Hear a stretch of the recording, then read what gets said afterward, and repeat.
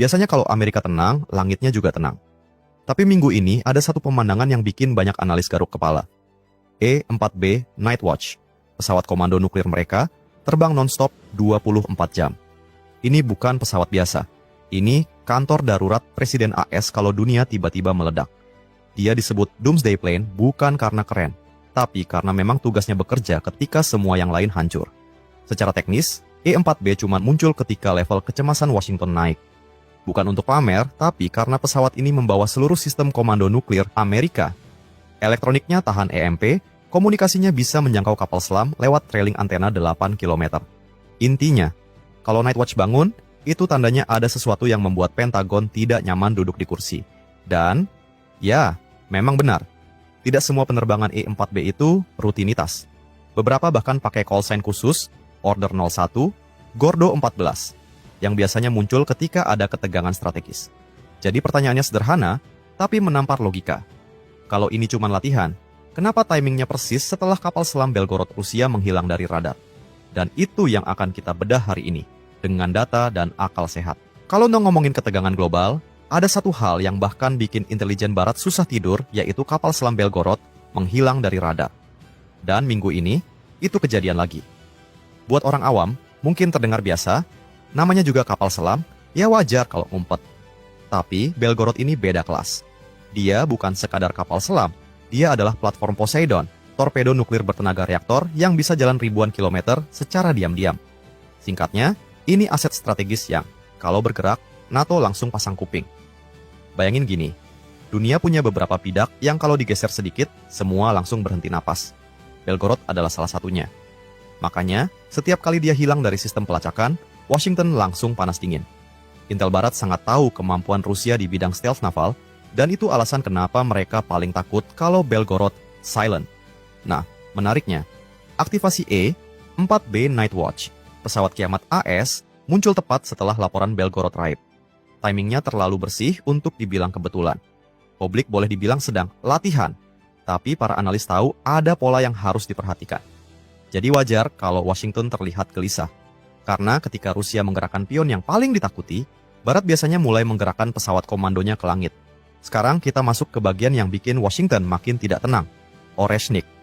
Buat yang belum familiar, ini adalah salah satu sistem pengawasan dan pemandu serangan Rusia yang belakangan banyak disebut analis sebagai ancaman strategis baru. Bukan karena suaranya keras, tapi justru karena dia sunyi, presisi, dan sulit dibaca.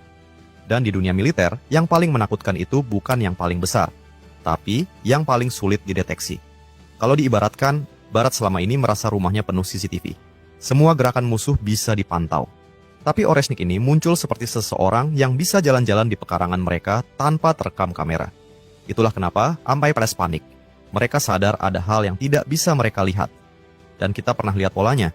Setiap kali tensi global naik, terutama di Timur Tengah, AS sering mengaktifkan E-4B sebagai langkah antisipasi. Artinya, mereka memang punya kebiasaan.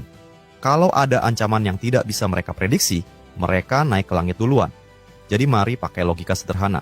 Kalau AS merasa aman, kenapa pesawat kiamat mereka perlu mengudara 24 jam? Kapan terakhir kali sebuah negara superpower terbang ke atas kalau semuanya baik-baik saja? Ini bukan paranoia. Ini refleks insting bertahan hidup sebuah negara yang tahu teknologi lawannya sedang naik level. E-4B sampai muncul di radar publik itu bukan sekadar pesawat penting. Ini arcana teknologi yang dirancang untuk satu skenario, ketika dunia benar-benar meledak. Secara teknis, E-4B dibangun dengan rangka dan elektronik yang sudah dikeraskan, alias tahan terhadap EMP dari ledakan nuklir. Ibarat smartphone yang bisa tetap nyala meski dilempar ke dalam gunung berapi. Ya, kurang lebih begitulah levelnya. Komunikasinya pun gila-gilaan. Ada HEF, VLF, sampai SATCOM berlapis-lapis. Bahkan dia punya trailing wire antena sepanjang 8 km yang bisa mengirim perintah langsung ke kapal selam pembawa rudal balistik, SSBN. Mau sinyal runtuh semua? Tenang, E-4B tetap bisa bisik-bisik ke aset nuklir Amerika.